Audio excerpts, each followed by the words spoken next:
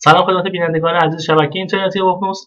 در خدمت شما هستم با یه دوره آموزشی دیگه به نام پایتون برای همه. همونطور که از اسمش مشخصه تو این دوره آموزشی ما قصد داریم زبان برنامه‌نویسی پایتون رو با هم یاد بگیریم و مثل سایر دوره‌ای که از من دیدین فرض کردیم که کسایی که این دوره رو می‌بینن اطلاعات دقیقی در رابطه با مطلبی که ارائه میشه ندارن و همین دلیل سعی کردم از بیسیک شروع بکنم تا همه بتونن سرفصل‌ها رو طی بکنن. توی این دوره آموزشی ما یه حامی داریم برای برگزاری. فروشگاه اینترنتی راستین بازار حامی ما برای برگزاری این دوره است. وبسایت راستین بازار تعلق داره به شرکت راستین ارقام، نمایندگی سراسری وایمکس موبیلنت در کشور و این وبسایت تخصصی برای ارائه انواع اینترنت همراه راه اندازی شده که مودم‌های 3G و 4G و از این دست محصولات رو دارن. میتونید وبسایت رو ببینید و از اون استفاده بکنید و توصیه میکنم که ازشون حمایت بکنید تا دوره آموزشیمون تداوم داشته باشه. خب بریم سراغ مباحثمون. ببینیم اول پایتون چی هست و ما چرا باید پایتون استفاده بکنیم. زبان برنامه‌نویسی پایتون زبان بومی گوگل هست. این زبان در سال 1989 توسط گادیو بن راسم توی گوگل شروع شد. یه زبان سطح بالا که هدفش از ایجاد شدن این بود که یه زبان برنامه‌نویسی داشته باشیم که خوانایی بالایی داشته باشه و به همین دلیل که خوانایی بالایی داره یادگیری و استفاده از اون بسیار ساده است. این زبان بسیار انعطاف‌پذیر و اوپن سورس و فکر نمی‌کنم پروژه‌ای رو شما بخواید انجام بدید که توسط پایتون انجامش امکان پذیر نباشه. به همین دلیل که ما می‌ایم از پایتون استفاده کنیم تا بتونیم به سرعت و به سادگی یه برنامه کامل رو بتونیم ایجاد بکنیم. سرفصل این دوره رو با هم ببینیم چی هست. البته من سرفصل دقیقی برای این دوره در نظر نمیگیرم چون که ممکنه وسط حالا مباحثمون چیزی رو نیاز باشه بگم که کلا سرفصل رو به هم بریزه و به همین دلیل حالا یه شماتیک کلی رو با هم ببینیم. اول می‌خوایم که ببینیم برنامه‌نویسی چی هست و ما چرا باید برنامه‌نویسی بکنیم و مفاهیم برنامه‌نویسی مثل الگوریتم‌ها اینا رو بررسی می‌کنیم تا دوستانی که اطلاعاتی در رابطه با این مسائل ندارن بتونن به سرعت آشنا بشن و وارد کار بشن. بعد از اون سراغ دستور زبان برنامه‌نویسی پایتون میریم و با سینتکس این زبان آشنا میشیم که ساده است و فکر نمی‌کنم بیشتر از 10 جلسه رو در بر بگیره تا شما بتونید یه پایتون نویس بیسیک بشید.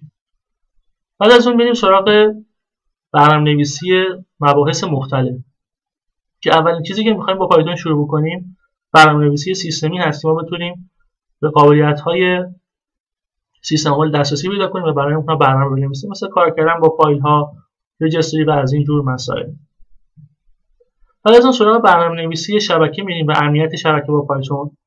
من سعی کردم توی هر مبحثی که میگیم مفاهیم امنیت رو هم داشته باشیم که دوستانی که حاضر مباحث امنیت توی اوپنوس بودن هم بتونن از این قضایا بهره ببرن. مثلا سوک سرور یاد میگیریم چطوری بتونیم فورس پوینت بکنیم، بک‌دور بنویسیم، شبکه رو شروع بکنیم، انکریپت اطلاعات و از این جور مسائل. بعد از اون به سراغ برنامه‌نویسی وب با پایتون میریم و از فریمورک جنگو استفاده میکنیم و بعد از اون هم به سراغ امنیت و تست نفوذ وبسایت با پایتون. یه چیزی که برای خودم با پایتون خیلی جالب بود این که بتونیم روی امبدد سیستم‌ها برنامه بنویسیم. ما با یه دیوایسی داشته باشیم که بتونه یه کار خاص رو انجام بده. برنامه‌ای که ما نوشتیم توسط یه امبدد سیستم اجرا بشه. که حالا توی اسلاید بعدی میگم که روی چه دیوایس‌هایی حالا برنامه خواهیم نوشت. بعد از اینکه حواس امبدد سیستم تموم شد به سراغ پردازش تصویر با پایتون و اوپن سی وی میریم. یکی از قابلیت‌های بسیار خوب پایتونه که به سرعت میشه پردازش تصویر انجام داده باشه. بعد از اونم به سراغ داده پردازی و حالا پردازش اطلاعات با پایتون میریم که میذاریم آخر از هم. محیط کارمون توی این دوره آموزشی سیستم عامل اوبونتو هست که من روی ویرچوال ماشین روی ویندوزم روی اوبونتو اجرا میکنم که بتونیم روی اوبونتو برنامه پایتون بنویسیم. البته برنامه‌نویسی پایتون توی محیط‌های مختلف مثل ویندوز و آندروید رو هم بررسی خواهیم کرد. من مک ندارم پس نمیتونیم روی اون کار انجام بدیم. البته تفاوتی هم اصلا نداره. به صورت دیفالت روی اوبونتو و مک پایتون نصب شده ولی برای ویندوز باید به صورت جدا اون نصب کنیم که حالا توی جلسات آینده به اون خواهیم پرداخت. امبدد سیستم‌هایی هم که راجعش صحبت کردیم اول روی یه روتر تیپی لینک MRPC برنامه خواهیم نوشت، توش SSH میزنیم و برنامه‌مون رو میزنیم و حالا کاری که بعدا انجام میدیم. روی راسپبری پای ورژن 1 و 2 زیاد فرقی نداره، روی اوپن هاردورهای پایتون و روی مینی کامپیوتر چیپ تنها $9 قیمت داره برنامه پایتون خواهیم زد. خب اینم از معرفی این دورمون. وبسایت رسمی ما googlecv.com، حتما اون رو ببینید و ما رو حمایت بکنید توی شبکه‌های اجتماعی. پیج رسمی ما در فیسبوک facebook.com/googlecch. من لینک های شبکه اجتماعی و وبسایت حامیان مالیمون رو میذارم، حتما ازشون حمایت بکنید تا دوره تداوم داشته باشه و بتونیم آموزش‌ها رو با هم ادامه بدیم.